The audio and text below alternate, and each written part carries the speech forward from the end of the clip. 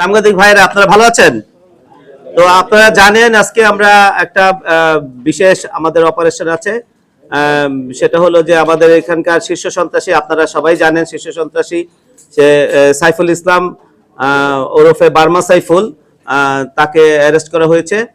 তো সেই ক্ষেত্রে মাননীয় পুলিশ কমিশনার মহোদয়ের নির্দেশনায় গঠিত একটি বিশেষ চৌকস টিম পাঁচলাইশ থানার আতরা ডুপো এলাকায় সংঘটিত আলোচিত স্বর্ণের বার দস্যুতা মামলায় জড়িত তদন্তে প্রাপ্ত আসামি বাইজিদ বুস্তামের শীর্ষ সন্ত্রাসী সাইফুল ইসলাম ওরফে সাইফুল তার সহযোগী শিহাব উদ্দিনকে গোপন সংবাদের ভিত্তিতে 12/1/24 খ্রিস্টাব্দে ঢাকা গুলশান থানা এলাকায় অভিযান পরিচালনা করে গ্রেফতার করা হয়। আনুমানিক অভিযানিক টিম পরবর্তীতে তাদের নিয়ে বিভিন্ন মামলায় অবশিষ্ট 6টি স্বর্ণের বার উদ্ধার করার লক্ষ্যে বিভিন্ন স্থানে অভিযান পরিচালনা করে এবং আসামি শিহাব উদ্দিনের হেফাজত থেকে তার ব্যবহৃত একটি ইয়ামাহা R15 মোটরসাইকেল উদ্ধার করা হয়। এই সংক্রান্তে আসামিদ্বয়কে পাঁচলাইশ থানায় 1 নম্বর যে মামলা 5/1/2025 ধারা 394 পেনাল কোড মূলে বিজ্ঞ আদালতে সোপর্দ করা হয়েছে।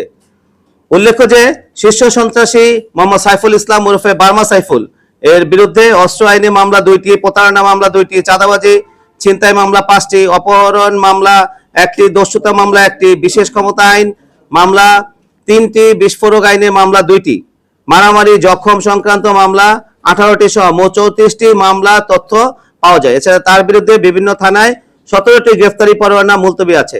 তার সহযোগী শিহাবুদ্দিনের বিরুদ্ধে 5টি প্রতারণা মামলা, 1টি দস্যুতা মামলা সহ 6টি মামলা রয়েছে। এই পর্যন্ত স্বর্ণের বার লুণ্ঠনের মামলায় 10 জন আসামি গ্রেফতার করা হয়েছে এবং 29টি স্বর্ণের বার উদ্ধার করা হয়েছে। এছাড়াও আপনারা জানেন যে আমাদের পাঁচলাইশ মডেল থানা আরো 2 জন সাইফুলের 2 জন সহযোগী তাকে আরো অ্যারেস্ট করা হয়েছে।